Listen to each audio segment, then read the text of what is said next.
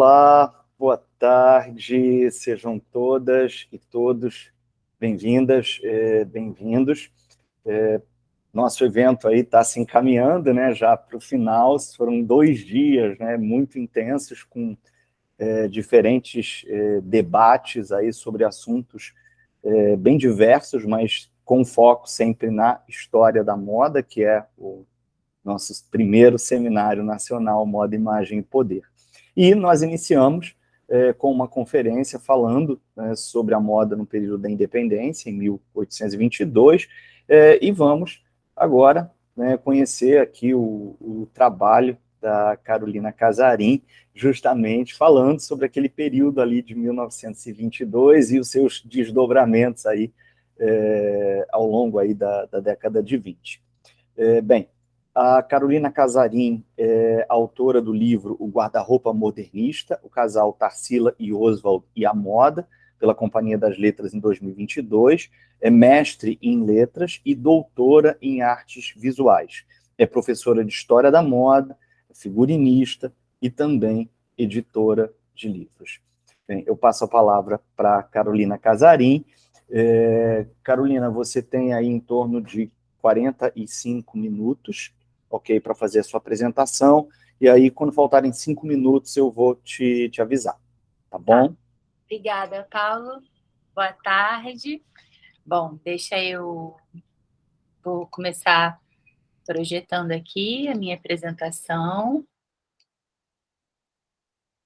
E pegar a minha colinha. Bom, tá todo mundo vendo, né? A apresentação, a primeira página. Sim.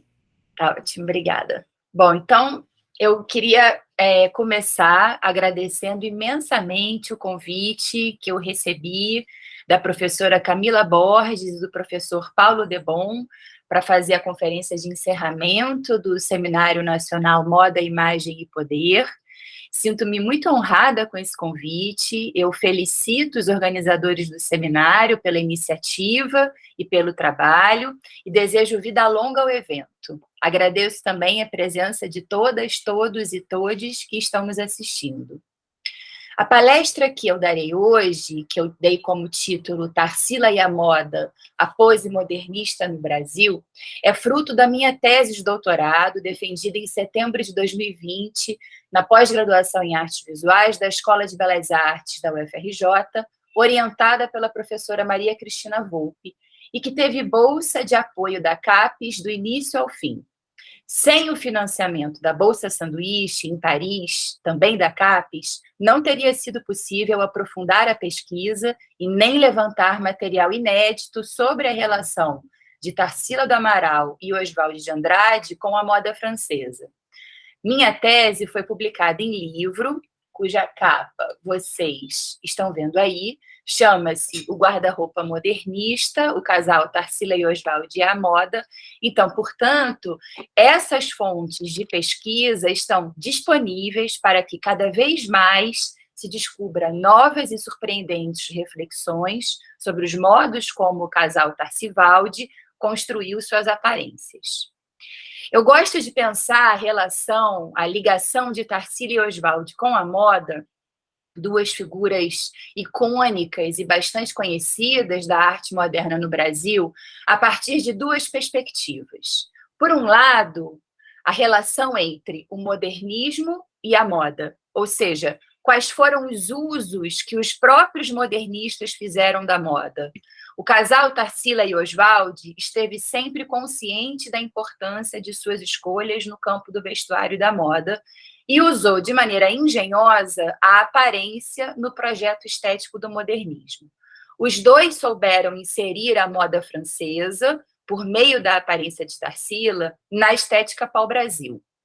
Ao mesmo tempo, a alta costura, a moda, as roupas de luxo legitimam o bom gosto entre aspas, de Tarsila Oswaldi, e especialmente entre seus pares da elite, os autorizam a produzir uma arte moderna e brasileira. E aí é claro que quando eu digo o bom gosto, entre aspas, não estou duvidando do gosto de Tarsila Oswaldi, só estou marcando que a própria ideia de bom gosto ou mau gosto é um conceito e é muito cara, é importante para a compreensão da arte moderna e também da arte moderna no Brasil.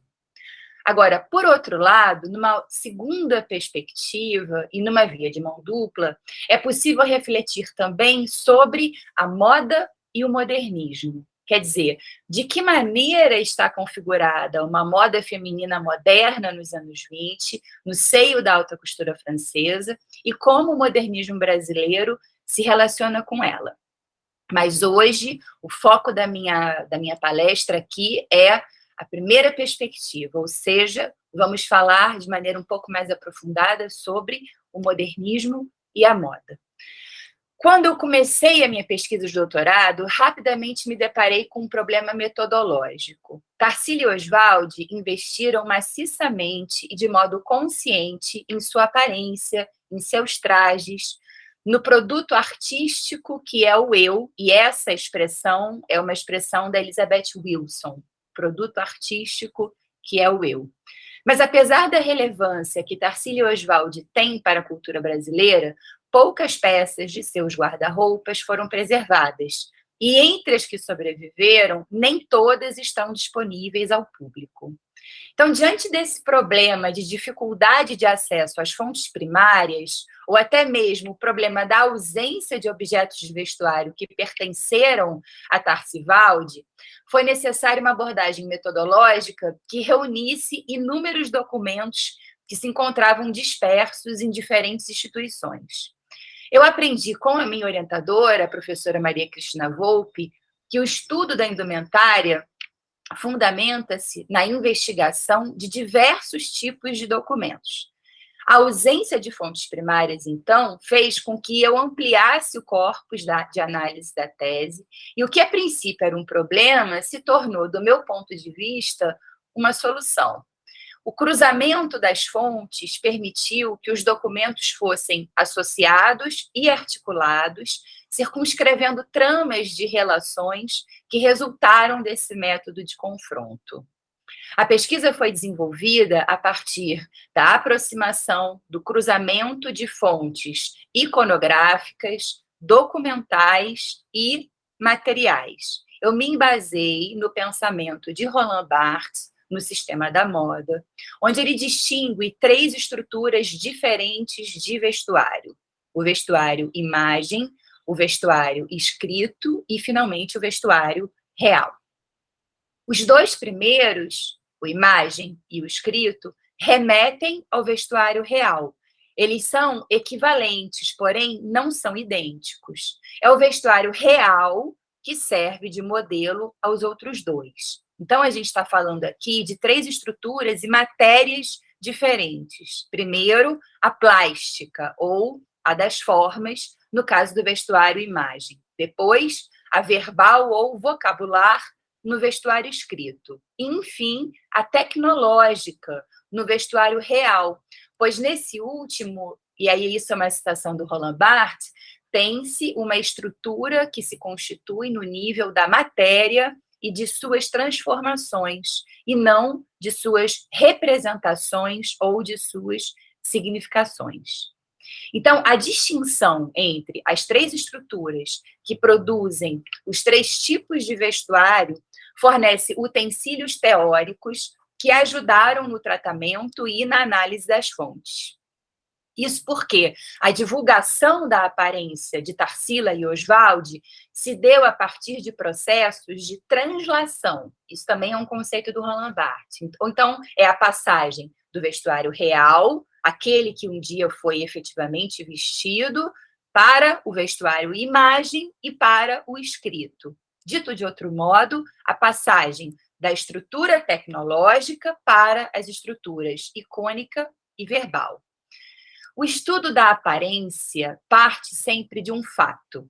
O fato de uma pessoa vestir aquela roupa, daquele modo, naquele lugar, aquela hora. É um instante, né, na vida.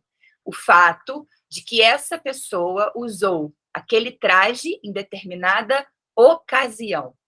E o entendimento histórico e analítico dos trajes depende de que sejam compreendidas, ou pelo menos colocadas, as contingências das ocasiões em que as roupas foram usadas. Ou seja, depende de que seja compreendida toda a trama de articulações que tornou possível que aquele fato acontecesse. Na rede significante da sociabilidade, afirma Jean-Luc Rivière, o gesto, na sua diversidade, é a base sobre a qual se apoiam as formas que regem as trocas sociais. Isso é uma citação. Continuando, um patrimônio gestual, ele diz, marca no corpo as formas de identidade e das trocas sociais. É nesse sentido que eu quero pensar aqui com vocês o conceito de pose. Para Silvia Molloy, a pose, como um conceito, inclusive um conceito político, está inserida num regime de exibição, exibição como uma forma cultural. Nas palavras de Molloy, um campo de visibilidade dentro do qual a pose é reconhecida como tal e encontra uma coerência de leitura. Na política da pose, e aí eu estou citando de novo a Silvia Molloy, intelectual argentina, exibir não é só se mostrar, é mostrar de tal maneira que aquilo que se mostra se torne mais visível, seja reconhecível. Salões, clubes, circos, viagens e também o espaço das fazendas, incorporado às obras e às fotografias do modernismo brasileiro, são os cenários em que se desenrolaram os atos da primeira fase do modernismo e a intensa sociabilidade dos modernistas na década de 20. O dinheiro, os bens de consumo, a cultura material e os poderes políticos são peças fundamentais para compreender os sucessivos processos de legitimação por que passou o movimento modernista. Nas fazendas, ficam evidentes as contradições no movimento, pois ali é mais intensa a convivência entre as forças paradoxais que compõem o nosso modernismo. Por exemplo, Fausto e pobreza, afeto e violência, liberdade e opressão. A fazenda é um lugar importante na vida afetiva dos modernistas. As datas das fotografias nos dizem que as temporadas nesses locais eram reservadas a ocasiões especiais, comemorações de aniversário, festas de fim de ano e por aí vai. As fazendas também aparecem em diferentes discursos do modernismo, na obra poética de Oswald, nas fotografias de Mário de Andrade. Aparece, por exemplo, no texto Tarsila, publicado por Mário na coluna Arte, no Diário Nacional, em 21 de dezembro de 1927. Ele diz: no movimento moderno das artes brasileiras, essa citação que vocês estão vendo aí, uma pessoa que tomou desde logo uma posição excepcional foi a senhora Amaral de Andrade. Nome que quase ninguém não conhece, o Mário brinca logo no início, provocando o Oswald, porque a Tarsila era Tarsila da Amaral, ela nunca foi a Tarsila Amaral de Andrade. E ela nunca foi mesmo, porque eu consultei a certidão de divórcio deles e está lá constatado que a Tarsila nunca mudou o seu nome, mesmo depois de casada com Oswald. Tarsila, a ilustre pintora, palavras dele, provém de família tradicional, citando Mário de Andrade, se sentindo muito a gosto dentro da realidade brasileira, justifica Mário, e argumenta a favor da brasileirice da pintora, procurando defini-la deste modo: um certo e muito bem aproveitado caipirismo de formas e de cor, uma sistematização inteligente do mau gosto, que é de um bom gosto excepcional, uma sentimentalidade intimista, meio pequenta, cheia de moleza e de sabor forte. Isso é um trecho bem Mário Andradino. Então, vejamos. A realidade brasileira em que Tarsila se sente muito à vontade vem desse contexto familiar, das fazendas de café escravocratas, chefiadas por patriarcas, cuja formação cultural, social e de gosto se dá a partir de valores europeus. A brasileirice de Tarsila, apontada por Mário, traz a imaginação que cria uma realidade plástica, habitada por formas, cores e ritmos, atravessados pela sociabilidade ou sentimentalidade fazendeira. O Mário cita a vida mundana de Tarsila e certo desinteresse que ela vinha manifestando pela pintura. Lembrando que isso é um texto de dezembro de 1927, ou seja, a Tarsila já tinha feito a sua primeira exposição em Paris, na Galeria Percier, que aconteceu em junho de 26.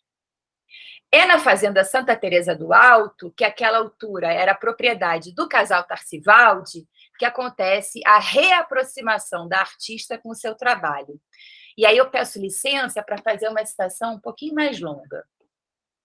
Depois da exposição, isso é uma citação ainda do texto do Mário de Andrade, de dezembro de 1927.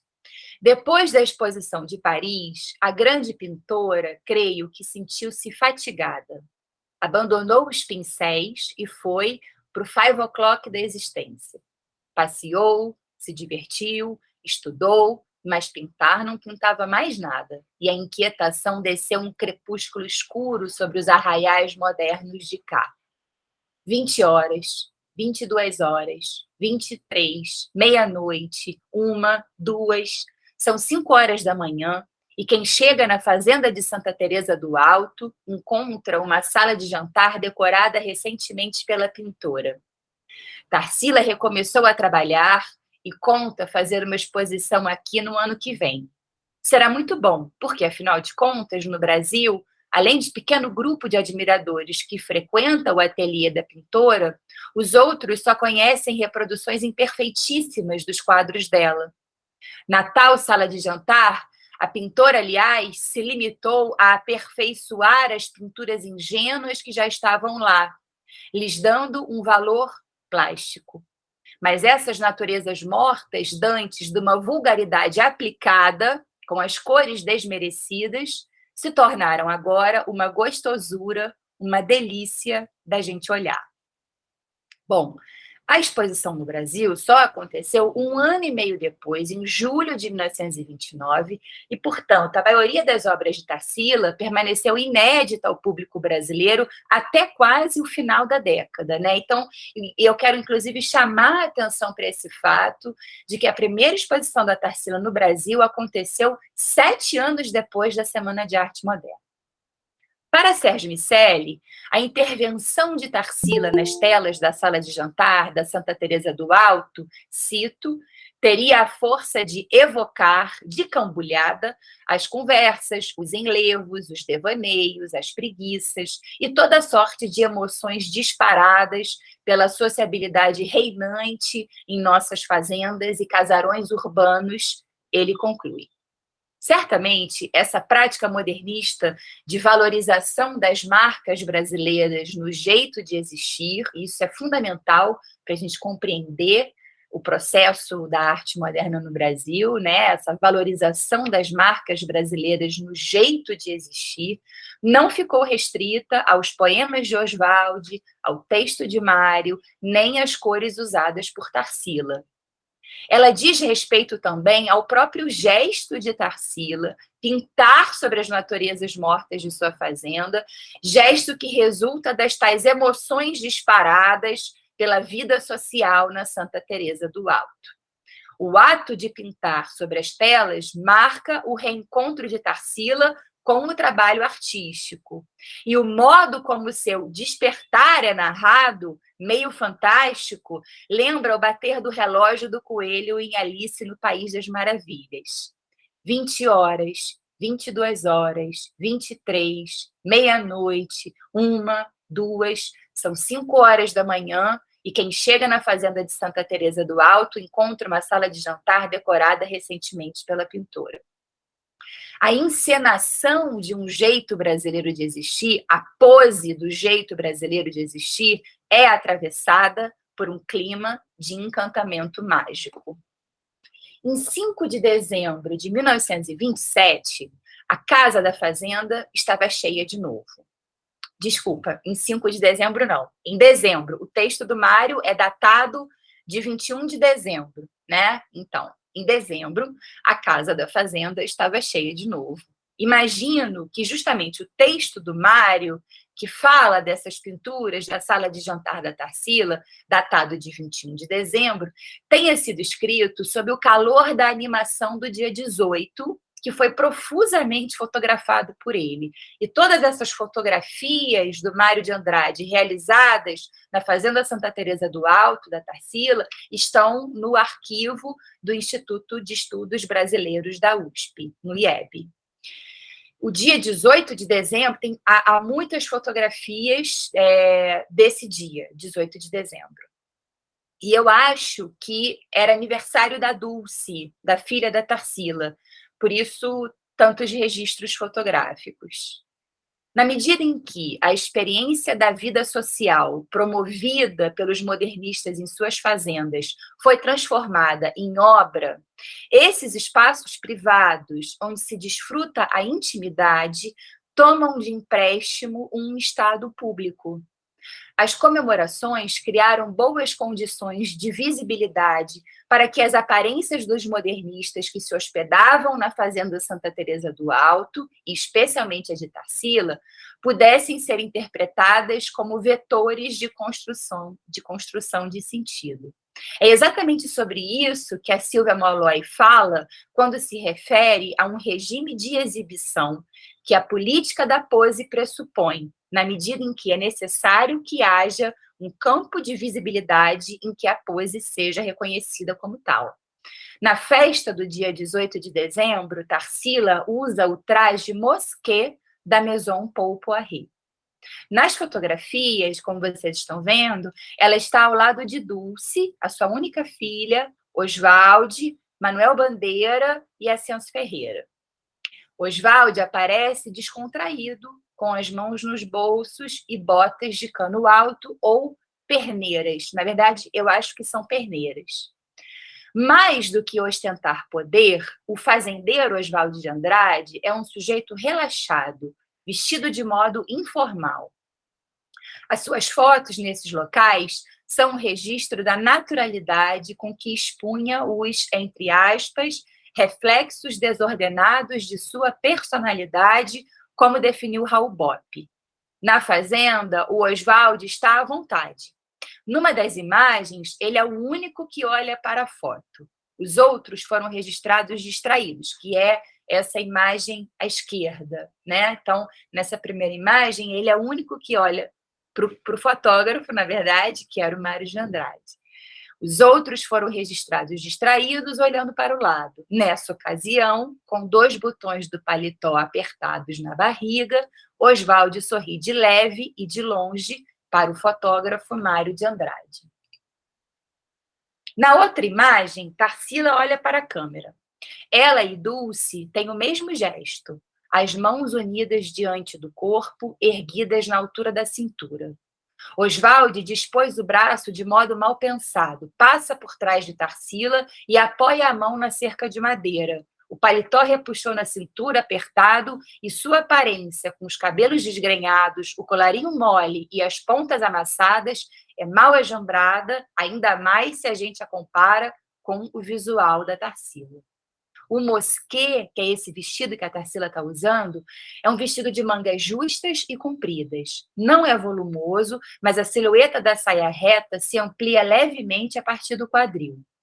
Como em outras ocasiões, a Tarsila prefere usar a roupa com a gola baixada ao estilo marinheiro. E aqui eu vou abrir um parênteses rapidésimo para falar dessas fontes que foram fontes fundamentais na minha pesquisa, que são os dépôts de modèles, que a tradução literal seria depósitos de modelos. O que é isso? Essa imagem que vocês estão vendo são fotografias desses depósitos de modelos que podem ser consultados em algumas instituições em Paris, como, por exemplo, os Arquivos de Paris, ou o Museu de Artes Decorativas, ou o Museu Palais Galliera. Todas essas instituições têm algumas coleções dessas fotografias, desses documentos dos depósitos de modelos, mas a coleção completa está nos Arquivos de Paris. Então, as Maisons, no início da década de 20, justamente no momento em que a alta costura se expande, né, vai ganhando novos mercados para além da Europa, elas começaram com uma política de controle dos direitos autorais. Então, os depósitos de modelos são registros de patentes da alta costura. Então, as Maisons registravam os trajes por meio de fotografia, na maioria das vezes, mas às vezes também com desenhos, frente e costas, né? Davam nome aos trajes, como vocês estão vendo aqui, Mosquet, né? E datavam, né? Carimbavam com o proprietário daquele modelo, né? É isso, é o proprietário intelectual daquele modelo, como se fosse, como eu falei, um registro de patente. Então, foi por conta dessas fontes, dos dépôts de modèle, que foi possível, literalmente, montar o guarda-roupa da Tarsila, porque essa documentação permitiu que eu conhecesse e a gente conhecesse os títulos das roupas, as datas, e, muito importante, a maneira como o costureiro projetou essa roupa para ser usada em um determinado corpo. Tá?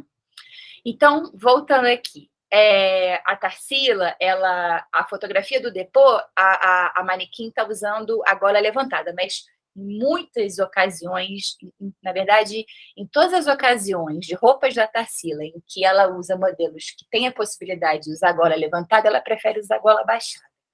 Em francês, mosquet significa mesquita, e não apenas o título do traje, mas também o tecido e o bordado que o decoram fazem referência àquilo que Paul Poiret explorou como elemento de criação ligado ao campo do orientalismo e do exotismo para os olhos europeus, é claro, né?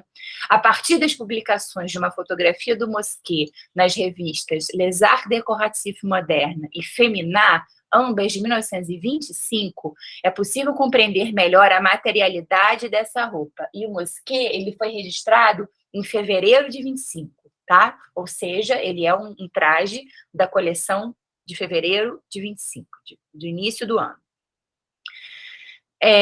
Na revista Les Arts Décoratifs, o Mosquet é descrito como um vestido de caixa branco, bordado de prata sobre fundo de cetim cinza. A caixa é um tecido rico, um tipo de lã misturada com pelo de cabra, macia e sedosa. Já a revista Féminin apresenta a matéria que tem o título L'Influence orientale chez Poiret, com imagens e texto curto. O Mosquet é descrito como um vestido branco, harmonioso e belo ao andar, com seus godês e seu movimento leve, que curva suavemente a cintura, diz o texto da revista. Então, queria que vocês observassem exatamente esse método do cruzamento das fontes, né? É a fotografia da Tarsila na fazenda, é a fotografia do dépôt de modèle, é o registro da roupa na revista, e aí, para que a gente consiga interpretar de maneira correta o traje e a aparência da Tarsila, todas essas documentações, todas essas fontes vão sendo sobrepostas, cruzadas, confrontadas. A riqueza elegante da cor branca, da lã fina e macia e do bordado de prata é conjugada à saia do vestido, que facilita a movimentação das pernas e parece ter sido uma escolha apropriada para o dia agitado que foi aquele 18 de dezembro. Juntando as peças do quebra-cabeças de imagens e discursos juntando as peças do quebra-cabeças de imagens e discursos em torno da ocasião em que Tarsila foi registrada usando o Mosquet na Fazenda Santa Teresa do Alto, fica evidente que suas escolhas no campo do vestuário e da moda, a construção de sua aparência e a relação que o casal estabeleceu com a moda francesa participam de um processo de acumulação de capital de autoridade estética, tal como foi nomeado por Pierre Bourdieu, em O Costureiro e Sua Grife, Contribuição para uma Teoria da Magia. Para Tarsila, acompanhada de Oswald, o uso da alta costura francesa, inclusive no espaço da fazenda, é um investimento no capital simbólico que lhes garante a legitimidade estética. Eu lembro que, nas palavras de Mário, Tarsila, com sua brasileirice, é capaz de, abre aspas, uma sistematização inteligente do mau gosto, que é do bom gosto excepcional. Ele diz. É claro que a gente compreende esse mau gosto como um conjunto de técnicas, formas e cores que antes estavam excluídos do vocabulário artístico brasileiro. O fato de Tarsila usar uma roupa de luxo confirma o seu bom gosto, o que lhe empresta o capital estético necessário para, por sua vez, ousar plasticamente sobre as telas da sala de jantar da fazenda. É como se, do alto de sua riqueza, a caipirinha vestida por Poiret, que é um verso de Oswald, garantisse o bom gosto da sua produção de mau gosto. Em 1º de setembro de 1928, na sua festa de aniversário de 42 anos, a Tarsila vestiu de novo o Paul Poiret na Fazenda Santa Teresa do Alto. Para a ocasião, ela escolheu o conjunto Mandelier, e aí vocês estão vendo aí as fotografias do Dépôt des Modèles, nome que faz referência ao balneário francês próximo a Nice e Cannes, localizado na Côte d'Azur. O traje é composto de saia plissada e blusa de mangas compridas com gola marinheiro, tendo como acessórios cinto e echarpe. A saia é curta, na altura dos joelhos, mas 1927 e 28 foram os anos mais ousados das muitas pernas das mulheres que transitaram pelas cidades na década de 20.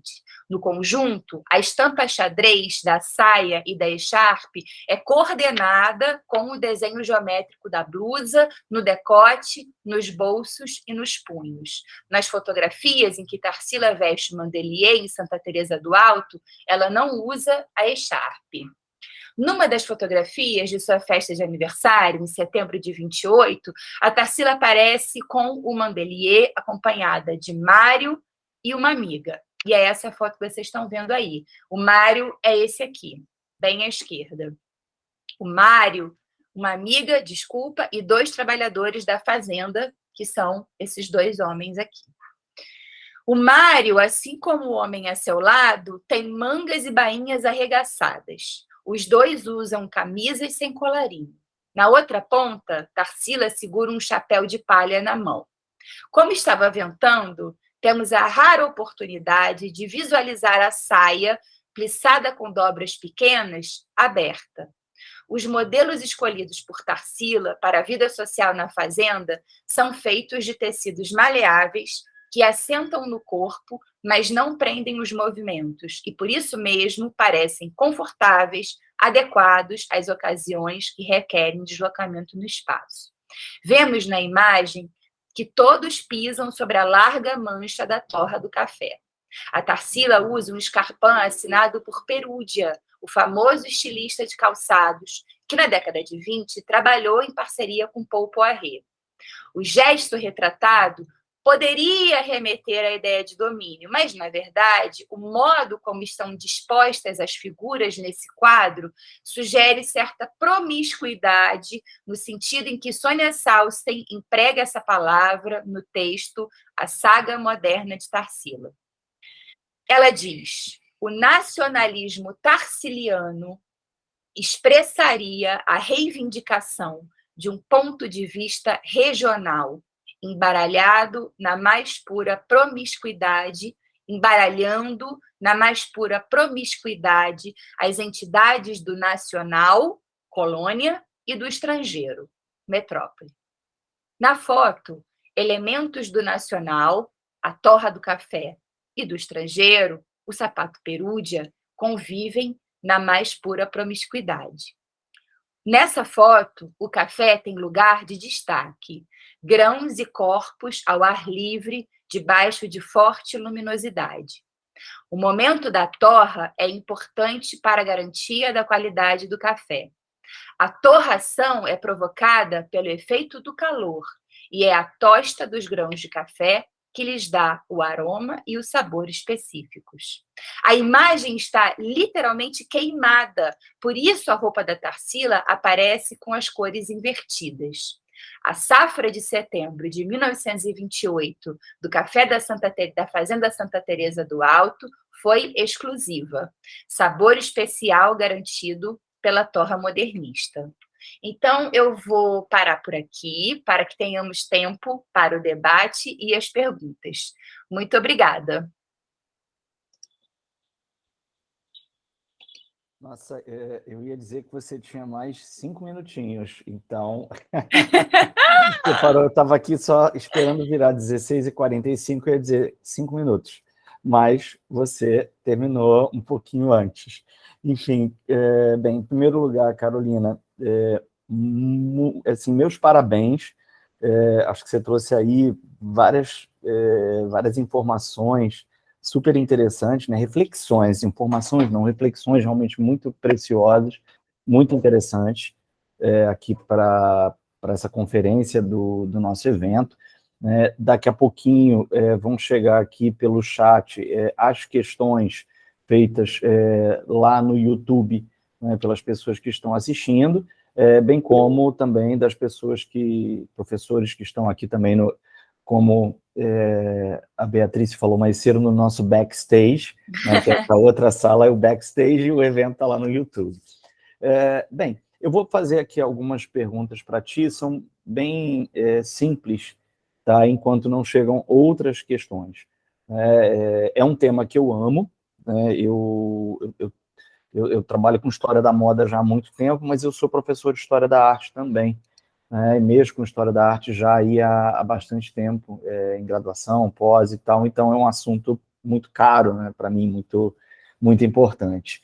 E eu acho fantástico você trazer essa outra abordagem da Tarsila, que não é a análise das obras dela, que são absolutamente geniais, né? Mas essa conexão por um caminho inusitado, e por isso mesmo que você está aqui conosco. Uma pergunta bem simples, tá? Primeiro, você falou da dificuldade de encontrar as roupas, né? E aí eu queria que você indicasse, né, quais as peças que você encontrou realmente roupa, não somente fotografia, mas as roupas, né, e em que instituições elas se encontram, seja no Brasil ou na França. Tá? Uhum. Outra questão, a primeira exposição dela em Paris, acho que em 1925, se eu não me engano. 26. 26. Isso. E é também Poiret, não é isso que ela usa? Sempre. Tá, eu fiquei na dúvida ali, porque eu já vi as imagens e tal, Uhum. e eu lembro de um vestido marcadamente Poiret. E aí, Posso mostrar, se vocês quiserem. Quer que eu mostre? Eu acho quero, que se seria você legal, tiver né? aí, seria, porque Sim, eu sim. acho que é um momento marcante para ela, e consequentemente para a gente também. Claro, claro. Aham. Eu já vi essa imagem algumas vezes, cheguei até a mostrar em aula também, né? Enfim, alguns eventos que eu participei, falando de arte moderna e tal, aí às vezes eu trago um pouco umas imagens e toco nisso. Aham. E, enfim, aí você mostra então essa imagem e aí já pode até, enfim, responder a outra questão, e estão chegando já algumas perguntinhas aqui. Legal.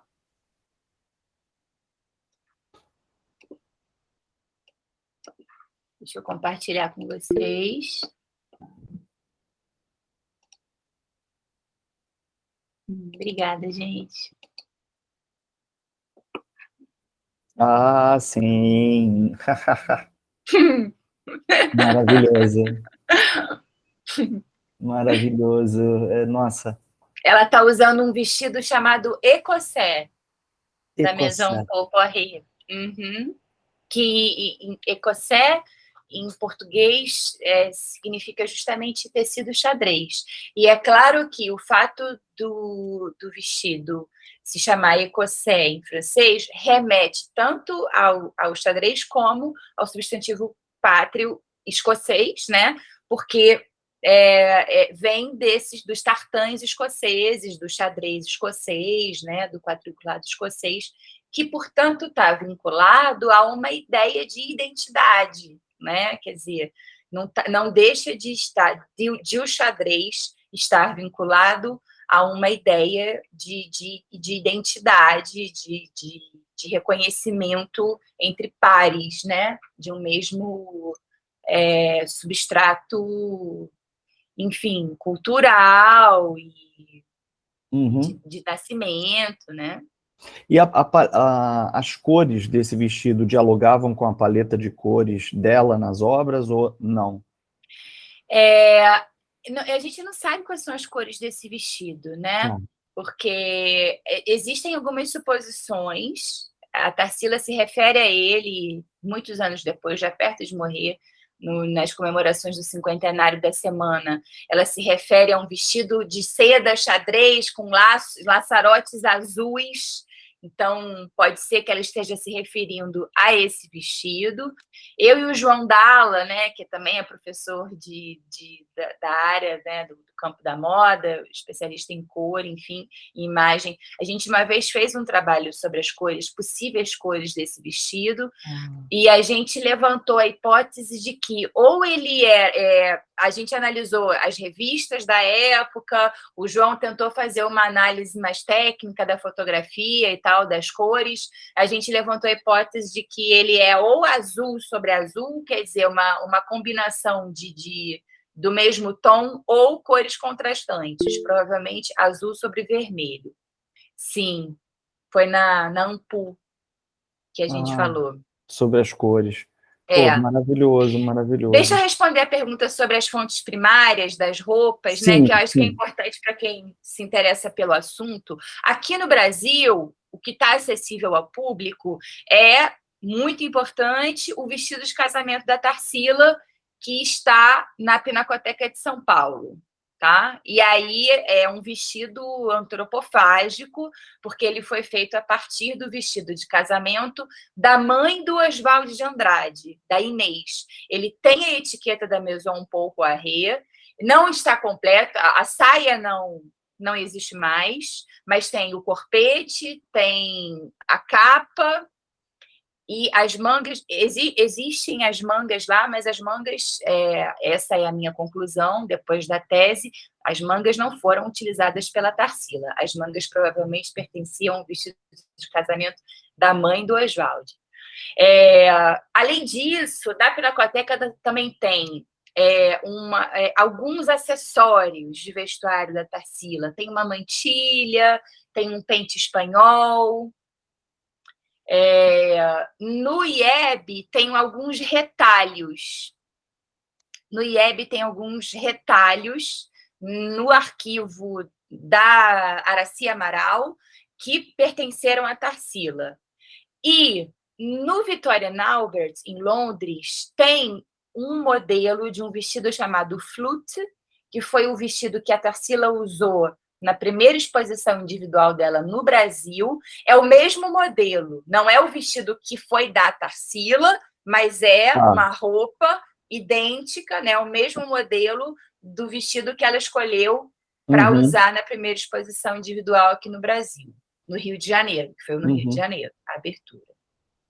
Pô, obrigado. E ela, antes de eu passar para as perguntas que já chegaram aqui, ela às vezes ela usava também patu, né? Tanto que aquele autorretrato dela, o manteau rouge é patu. Né? Então, tudo indica que sim, tá? Tudo indica que o manteau rouge seja um manteau d'auteur, que os franceses chamam que era, porque a gente está falando da década de 20, então as práticas da vida urbana e social que para nós hoje em dia são absolutamente corriqueiras, como, por exemplo, andar de carro, né? Na década de 20 era uma novidade muito grande. Então, muitas maisons pensaram roupas específicas para essas práticas que representavam uma novidade naquele momento. E o próprio Poiret tem alguns manteaux d'auteur, ou seja, manteaux especificamente pensados para serem usados dentro do automóvel. Porque o automóvel, como um símbolo de modernidade, ele é interessante, porque ele é como se ele congregasse, reunisse em si o espaço interno e externo, né? Um espaço público e privado. E além disso, na década de 20, nem todos os automóveis tinham capô. Então, nem todos os carros tinham a cobertura. Então, muitos costureiros pensaram mantôs especificamente para essa ocasião. Eu encontrei os arquivos do Patou, eles pertencem hoje em dia ao grupo Louis Vuitton. Então, eles não estão disponíveis à pesquisa como os arquivos do Poiret, que estão dispersos, mas, por outro lado, estão em instituições museológicas públicas, então é mais fácil de pesquisar. Eu entrei em contato com uma pesquisadora chamada Joana Zanon, que é especialista na obra do Patou, e aí pedi que ela procurasse algum registro ou de uma cliente que tivesse o sobrenome da Tarsila do Oswald, ou de algum croquis que fizesse referência a uma roupa parecida com o manteau rouge. Ela achou um croquis de um manteau d'auteur que se chama Saint-Alaire, ou seja, 100 por hora, que é muito parecido com o manteau rouge. Tem a mesma data, é de 23. De novo, é um manteau de gola alta, e a Tarsila, como eu falei aqui, pelo próprio gosto de usar roupas dela, ela pode ter se representado no manteau rouge, né, no autorretrato, com a gola baixada, mas o croquis, o manteau está com a gola alta. Mas, assim, não dá para a gente afirmar taxativamente, ele era Patou. Tudo indica que sim. Agora, 95% das fotografias na década de 20 que a gente conhece da Tarsila, ela está usando roupas da Maison Paul Poiret. Tá? Enfim, então ela era, aspas, a garota propaganda do Poiret até ela na era Fazenda. Uma cliente assídua, até na Fazenda. Eu achei isso maravilhoso, porque assim, eu sempre pensei nela usando Poiret ou Patou, enfim, em Paris, ou em São Paulo, em outros locais. Agora, assim, essa questão de usar até na Fazenda é muito interessante. É muito como interessante. ela se constrói, né, simbolicamente, como você falou. Bem, vou trazer aqui algumas perguntas, eu vou fazer as perguntas, aí você junta e dá a sua resposta, tá legal? Bem, a Camila perguntou justamente que ela queria que você falasse um pouco mais sobre o motivo de você usar o termo Tarcivaldi. Claro. Não sou eu, é o Mário, né? É um apelido criado pelo Mário de Andrade. Tá. Para o casal. Então, casal Tarcivaldi, Quem chipou, porque assim, é isso, né? É um casal chipado já, né? Hoje em dia tem um monte de casal que junta o nome, mas quem fez a junção dos nomes foi o Mário de Andrade. É fantástico, eu também acho. Maravilhoso. Bem, a Maruaia Castro perguntou: Carolina, a Tarsila fazia o uso de algum elemento regional, como as rendas nordestinas, por exemplo, em seu guarda-roupa? Não. O máximo de regional que a Tarsila fez no seu guarda-roupa foi o Écossais do Paul Poiret. Isso é interessante, porque isso é uma pergunta que muitas pessoas me fazem, assim, né? A gente está falando de modernismo brasileiro, de um momento de investimento, de afirmação da arte moderna, e uma arte moderna que valorizava elementos do Brasil, que tinha como projeto, né, a construção, a busca, a criação, enfim, da identidade nacional. A Tarsila usou uma moda brasileira? Não. Não, uma moda brasileira. Aí, é claro, a gente tem que definir o que é uma moda brasileira. O fato dela ser uma mulher brasileira, usar uma moda no Brasil, na Fazenda, de alguma maneira, não deixa de ser um uso brasileiro da moda, mas não é uma moda brasileira, né? Ela foi. Mas é isso, quer dizer. um elemento regional, que é a Tarsila, e o Oswald, porque o Oswald foi muito importante na construção da aparência da Tarsila, ele foi relevante na escolha da Tarsila por essas maisons, né? Então, o mais longe que eles foram no uso de elementos regionais na aparência da Tarsila foi o vestido xadrez que vocês viram aí, que foi o Écossais, que é uma roupa da alta costura francesa. Uhum. E é daí que dá o nó, né? Sim, com certeza, com certeza. Camila perguntou, haveria um movimento antropofágico nas roupas modernistas? Eu acho que o vestido de casamento é um vestido antropofágico. Eu pensei nisso também. Eu acho que a roupa mais antropofágica do movimento modernista, pensando no casal Tarcivaldi, é o vestido de casamento, né? Porque, de fato, ele usa... Primeiro que, assim, a ideia foi do casal, provavelmente a ideia foi do próprio Oswald de Andrade, de fazer um vestido de casamento de noiva para Tarsila a partir do vestido de casamento da mãe dele. Uhum. Né?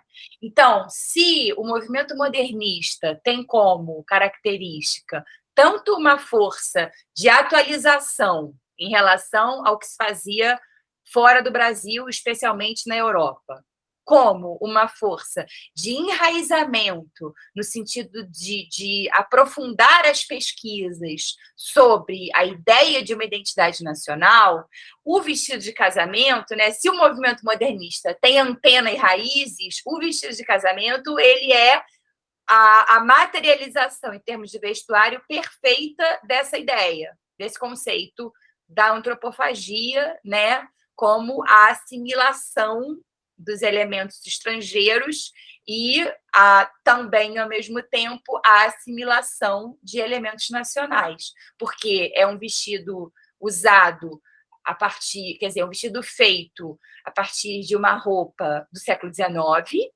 né? Uhum. Usada por uma mulher do século XIX, quer dizer, e nesse sentido muitíssimo brasileira, porque a mãe do Oswald, ela é da família, a família dela é do Pará, então, né, assim, pensando, é muito complicada também essa discussão, o que é mais brasileiro ou menos brasileiro. É difícil, é impossível dizer, né? Mas, assim, o elemento brasileiro da roupa antropofágica, pensando no vestido de noiva, é o fato dele ter sido usado pela mãe do poeta. E o elemento estrangeiro é o fato dele ter sido reaproveitado, refeito pelo Paul Poiret, pela Maison Paul Poiret. Enfim, Camila colocou aqui uma observação, esse uso das roupas do Poiret na fazenda é identificado por meio das imagens? Caso sim, isso poderia se relacionar com aquilo que comentamos na mesa anterior, no caso da família Ferrez, ou seja, a construção de uma determinada imagem. Eu não estava na mesa anterior, infelizmente, eu não pude assistir, mas o uso, toda a identificação das roupas da Tarsila, assim, a gente consegue identificar que são roupas do Poiret por meio das imagens, tá? Eu acho que o uso da roupa da alta costura francesa no espaço das fazendas é muito interessante e potente, tanto para a gente pensar aquilo que eu falei no início, né? Na perspectiva do modernismo e da moda, como da perspectiva da moda e do modernismo, porque a moda, como uma prática social, está muito vinculada ao espaço da cidade, à vida urbana, ao ver e ser visto, né? Então, é como se a Tarsila e o Oswald e os modernistas levassem para o espaço rural da fazenda uma sociabilidade urbana, um regime de convivência social urbano, né? Eles transportam isso para o espaço da fazenda, tá? Fala, desculpa. Não, vai lá. Por outro lado, a fazenda é um espaço muito importante para a sociabilidade modernista, né? Existem muitos eventos importantes, inclusive eventos políticos, de trocas, que aconteceram nas fazendas. Então, é interessante a gente também pensar a fazenda a partir dessa perspectiva, né, como um espaço que faz parte do modernismo. E aí tudo que ela implica, né? Eu ia falar justamente, tem um comentário aqui da Maria Cláudia Bonadio no YouTube, que ela fala o seguinte: agora fiquei pensando aqui uma questão. A Gilda de Mello e Souza falava que a moda era um fenômeno das cidades, mas no campo não era algo tão presente. Mas a Tarsila parece quebrar com essa ideia. Total. É isso mesmo. É isso mesmo. Ela escreveu lá e você estava falando aqui exatamente ao mesmo tempo. Achei fantástico aí. Porque é isso, porque a moda, o que a gente aprende, né? Quando a gente aprende a história da moda? A moda surgiu justamente com a constituição da vida urbana nas cidades, nananã. Só que, na verdade, quando a Tarsila leva Paul Poiret para a fazenda, ela de novo dá um nó nessa lógica. Ela tem isso que eu acho interessante da Tarsila e do Oswald. Eles têm um jeito muito particular de usar a alta costura, sabe? Agora, é importante dizer também que a roupa que a Tarsila usa em Paris, na Galeria Percier, ou na viagem que ela faz ao Oriente, que ela está sempre de Poiret, é diferente, apesar de serem roupas da Maison Paul Poiret, é bastante diferente da roupa que ela escolhe para usar na fazenda.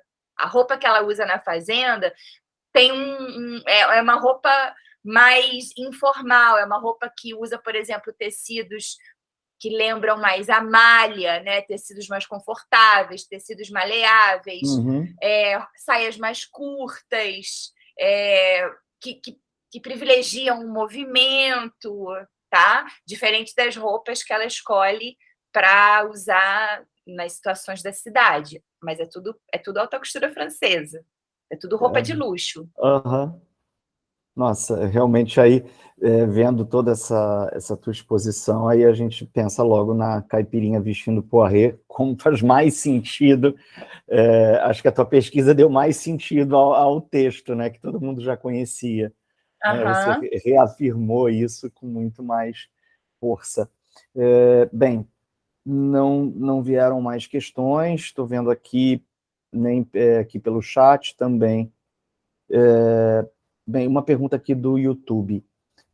Carolina, você falou sobre a dificuldade de acesso, a falta de fontes primárias na sua pesquisa. Você poderia falar mais um pouco sobre isso? Isso foi um impedimento em algum momento da pesquisa? A princípio, isso foi aquilo que eu falei no início, né? A minha tese, a minha proposta era estudar a aparência da Tarsila, do Oswald e do Mário de Andrade. A minha tese, até os 45 do segundo tempo, o Mário de Andrade também estava incluído, mas ele acabou saindo porque a questão do Mário em relação à aparência é outra, não é com a alta costura, é com um outro tipo de problemática.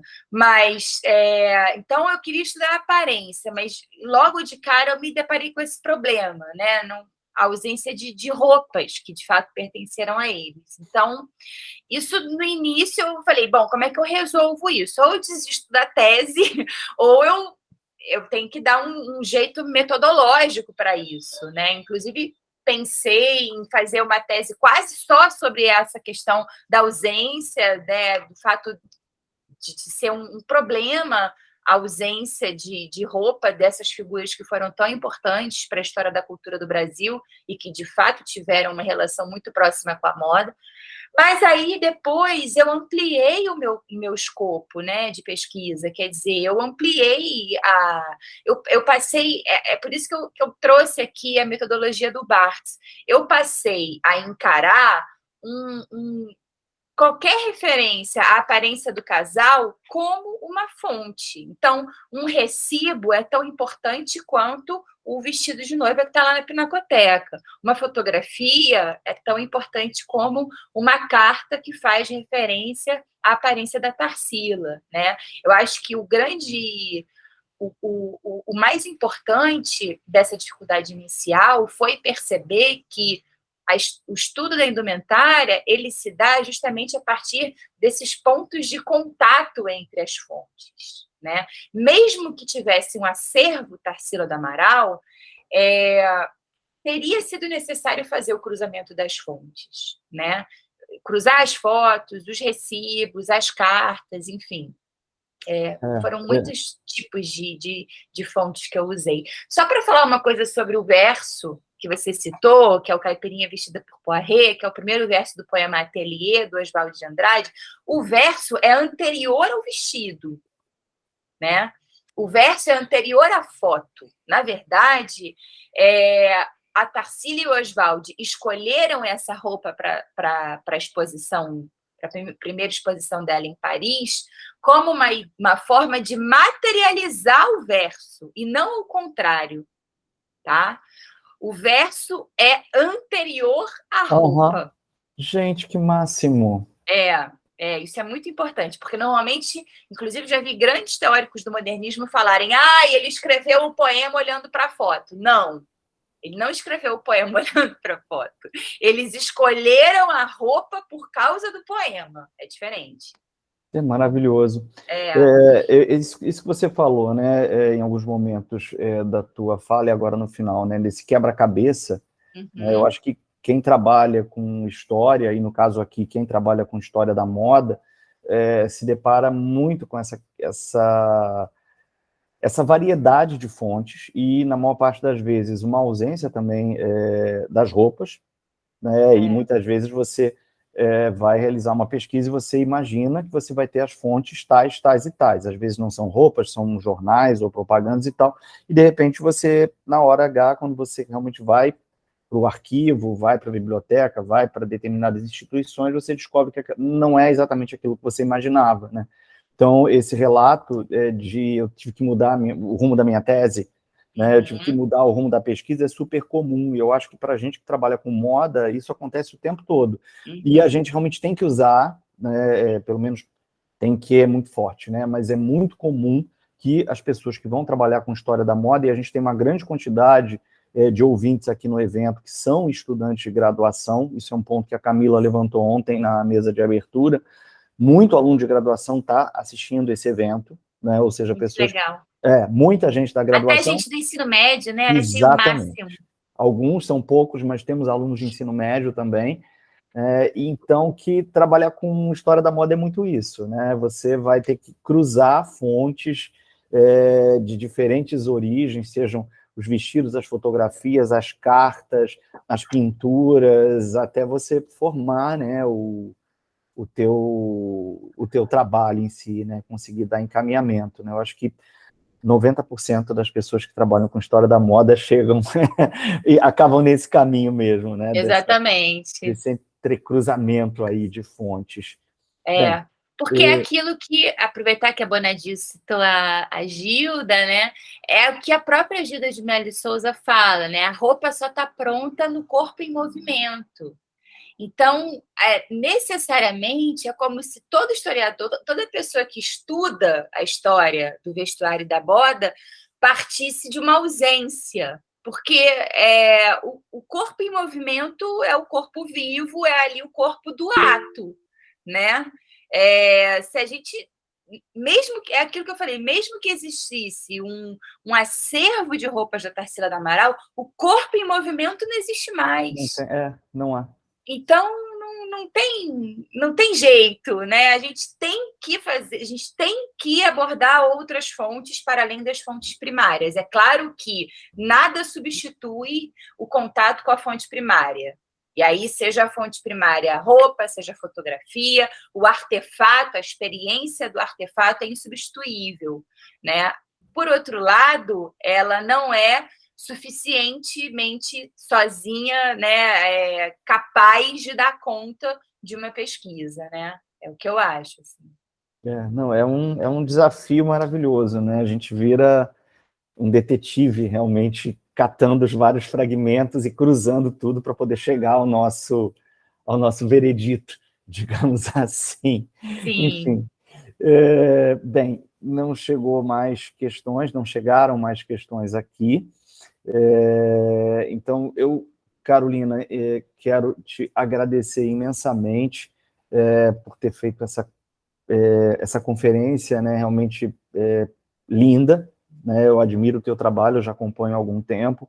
Quando a gente pensou na programação desse evento, rapidamente nós pensamos no seu nome, e é um tema de extrema importância, e que realmente tinha que estar aqui conosco, e quando você respondeu a mensagem, né, isso alguns meses atrás, dizendo, não, sim, vou participar. Aí eu falei, nossa, yes, ela vai fechar o evento, que bom, né, e está fechando aqui com chave de ouro. Então, em nome da organização do evento, eu te agradeço imensamente, em nome do público, te agradeço imensamente por essa conferência linda e por essas fotografias maravilhosas que você trouxe para a gente, que elas realmente são muito preciosas. Tá bom? Obrigada, Muito Paulo. obrigado.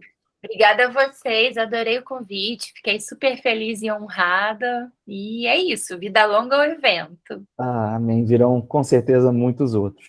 Bem, Sim. e agora nós vamos passar então para a mesa de encerramento, né? Então eu convido a professora Camila Borges e a professora Laura Junqueira, para que possamos fazer então o encerramento dessa jornada linda que tivemos aqui ao longo de 2 dias. Camila?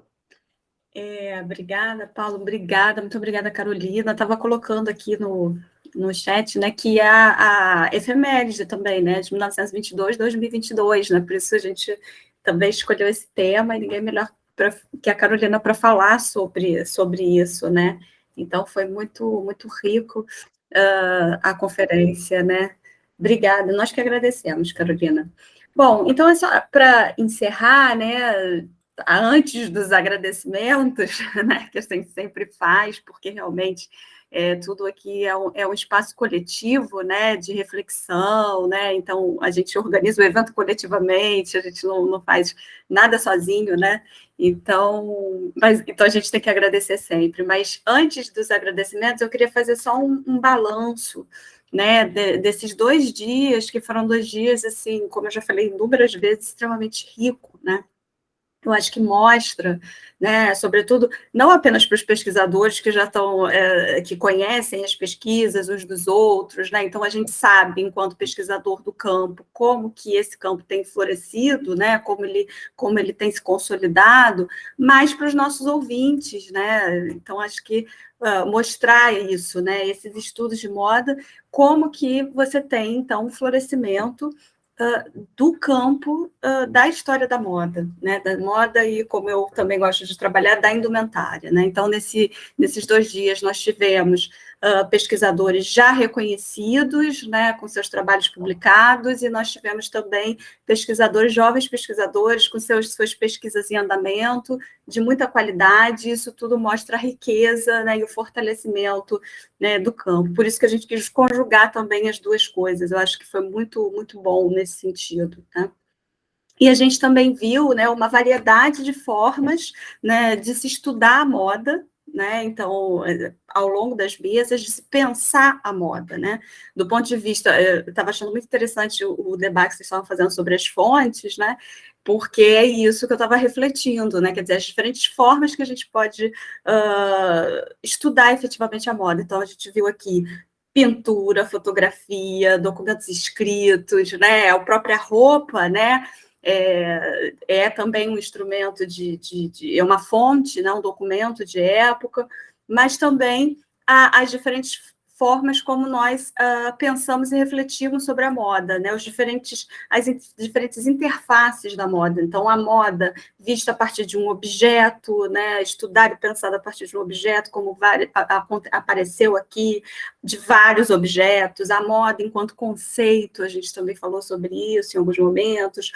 pensar o mercado de moda, né, como é que ele vai se estruturando, a moda afro-brasileira, né, olha aí um campo vasto que vai se desenvolver, com certeza agora a gente já tem algumas pesquisas, mas tem muita coisa para se estudar, né, as relações entre gênero e moda, né, um campo também que vai se fortalecer, né, os estudos de gênero já estão muito fortes, né, e essa relação com a moda vai se consolidar também, né? Então, a gente vê aí justamente para os nossos ouvintes, né, o florescimento desse campo. Então, é sobretudo um campo marcado pela interdisciplinaridade, né? Quer dizer, os pesquisadores atuando em diferentes áreas, né, de conhecimento, mas eu acho que a coisa que une, na verdade, esses pesquisadores, né, é a história. Então, é a história da moda, né? Então, apesar de atuar em diferentes áreas, estão pensando a partir do marco da história, né? Então, como apareceu, inclusive, aqui na fala da Maria Cláudia Bonadio, né? Ela coloca, né, que está na hora de fortalecer esse campo de estudo, de consolidar, né? A gente já tem muitos estudos, né? Então, ocupar esse espaço mesmo dos estudos de história da moda dentro da própria história, né? E foi por isso, né, que a gente pensou e fundamos aí o núcleo, né, o Núcleo de Estudos de História da Moda e da Indumentária, o NEM, né, que aí, como a gente falou, vai abrigar esse evento, vai abrigar uma série de iniciativas com a intenção de criar esses espaços de troca e também de difusão e de divulgação do conhecimento no campo da história da moda, né? Então, é isso que a gente tem pensado, né? O NEM que vai ser sediado lá na UERJ, tá? Antes, né? Então, quer dizer, só quis fazer esse balanço, né? E queria dar um aviso aqui técnico sobre os certificados. Deixa para o final? Posso falar no final? Não, acho que pode falar. Posso falar? Pode.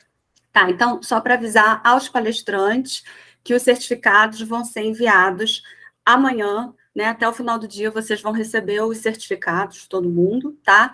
E no caso dos ouvintes, demora um pouquinho mais, porque dos ouvintes tem a questão do cómputo da frequência, né? Da presença, desculpa. Então, provavelmente na semana que vem, quem tiver a presença, né, mínima ali vai receber, tá, os certificados. Então, é isso. E, só para encerrar minha fala, aí vou fazer também os agradecimentos, né? Mais uma vez, então, agradeço a todo mundo que participou desse evento, né? Então, quando a gente fez os convites, todo mundo prontamente aceitou, a gente ficou muito feliz, né? Obrigado aí à parceria do Paulo, obrigada, Laura, também, por toda a ajuda, obrigada a Paula também, né, pelo apoio técnico, já agradeci no início, mas aqui ela está na maratona com a gente, então tem que agradecer no final também, né, obrigada, professora Lúcia, obrigada ao Redes, né, ao Laboratório Redes lá da UERJ, do qual participo também, ao PPGH, enfim, a todo mundo que tornou esse evento possível, tá? Então, muito obrigada, estou muito, muito feliz com o resultado que a gente teve nesses 2 dias. É isso. Passo, então, a palavra para a Laura Junqueira. Bom, gente, eu acho que é uma função aqui também é mais agradecer que tudo, principalmente porque... a abertura do núcleo, porque é fantástico isso. Eu lembro quando eu comecei a estudar a história da moda, que eu decidi mudar o meu tema do mestrado para o doutorado, eu ficava procurando professores e tal, e todas as professoras, a maioria, grande parte das professoras, mesmo sendo historiadoras, elas estão em pós-graduações de artes, de moda, coisas bem específicas. E eu falei, bom, cara, não dá, porque eu tenho minha graduação em História, mestrado em História, quero fazer meu doutorado em História. A gente sabe que a gente também pensa em concurso, e isso facilita e tudo mais. Então, ter esse campo da moda dentro da História, eu acho que vai ser fundamental para que novas pesquisas surjam, novas pesquisadoras e pesquisadores. E agradecer mesmo, foi incrível, foram 2 dias de muito aprendizado, valeu a pena eu pedir para a escola, que eu trabalho 2 dias de folga, para estar aqui em tempo integral. Agradecer a Lúcia pela orientação, pelo acolhimento na UERJ, a Camila também, as duas, que às vezes eu me senti um peixe fora d'água, mas a semana de história foi bom para eu me sentir mais uergiana. Agora, sem andar até pelos corredores da UERJ, que é uma loucura, porque aquilo é muito confuso. Ao Paulo também, que foi incrível. Como eu falei para vocês, falei na minha apresentação e repito, eu comecei a estudar a história da moda e logo encontrei o livro que vocês organizaram com a Joana, eu tenho uma edição dele, e eu lembro que no ST de 2019 a Camila chegou lá cheia dos livrinhos, assim, pronta para vender. Aí pensei, nossa, podia ter comprado com a Camila, já ia fazer toda uma ligação, fazer um contato, mas eu já tinha um livro. Mas, enfim, foi muito bom mesmo, muito obrigada por tudo, as falas foram todas lindas, aprendi muito, agradeço o convite por estar aqui com vocês. E acho que é isso, gente. Boa noite. Pode falar agora, Paulo.